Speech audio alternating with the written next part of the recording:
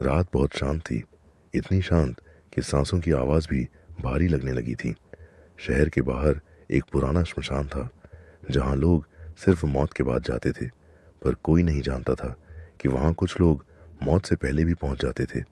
आकाश आज पहली बार वहाँ आया था। उसके हाथ में एक डायरी थी, उसके पिता की आखिरी डायरी। पिता की मौत को आज पूरे 7 दिन हो चुके थे। डॉक्टरों ने कहा था हार्ट फेल्योर, पुलिस ने कहा नेचुरल डेथ, और दुनिया ने कहा जो होना था हो गया। पर उस डायरी में आखिरी पंक्ति कुछ और ही कह रही थी। अगर कोई यह पढ़ रहा है तो समझ लेना, मैं मरा नहीं हूं, मुझे भेजा गया है। आकाश को उसी दिन से नींद नहीं आई थी।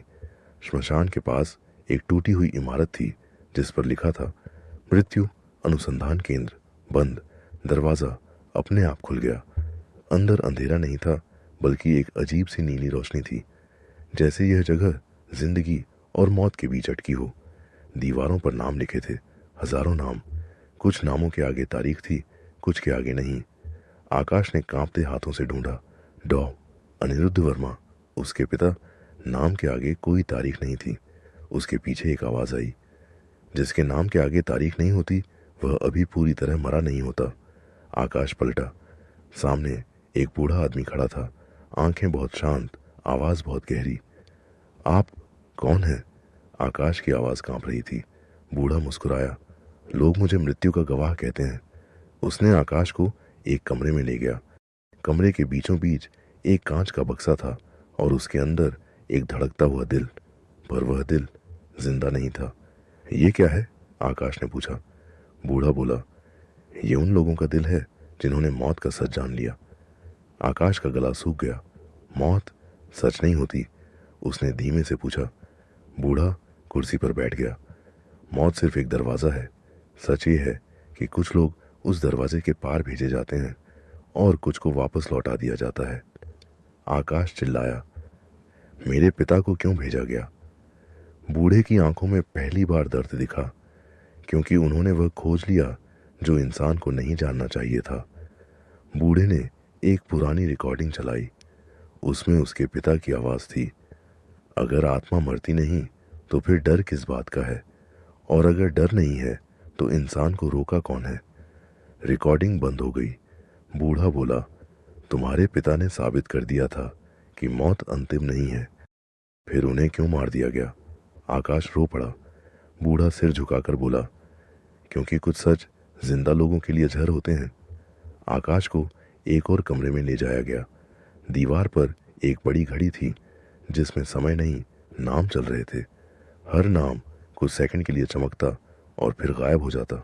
ये क्या है? आकाश ने पूछा।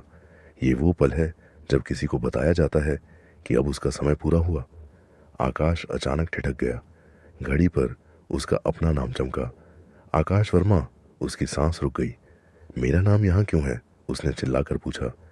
बूढ़े ने उसे देखा, क्योंकि तुम अब वो जान चुके हो जो तुम्हें नहीं जानना था। कमरा घूमने लगा। तो मैं मरने वाला हूँ? आकाश की आवाज़ टूट गई। बूढ़ा बोला, नहीं, तुम्हें एक विकल्प दिया जाएगा। बूढ़ा उसे बाहर श्मशान की ओर ले गया। आसमान में तारे नहीं थे। 2 रास्ते हैं, बूढ़े ने कहा। पहला, सब भूल जाओ, घर जाओ, जिंदा रहो। दूसरा? आकाश ने पूछा। दूसरा, मौत का सच दुनिया तक पहुंचाओ और फिर यहीं रह जाओ। आकाश चुप रहा। उसे अपने पिता की आवाज़ याद आई। सच अकेला नहीं होता, बस डर की वजह से लोग उसका साथ नहीं देते। आकाश ने आंखें बंद की।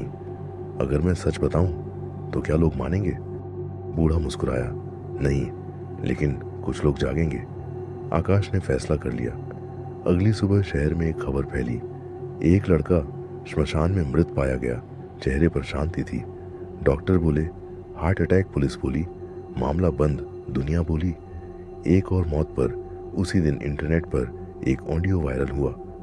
अगर तुम ये सुन रहे हो तो समझ लो, मौत अंत नहीं है, असली मौत डर है। लाखों लोगों ने सुना, कुछ हंसे, कुछ डर गए, कुछ रात भर सो नहीं पाए, और श्मशान की दीवार पर एक नया नाम जुड़ गया, आकाश वर्मा। तारीख नहीं, क्योंकि जो मौत का सच जान लेता है वह कभी पूरी तरह मरता नहीं।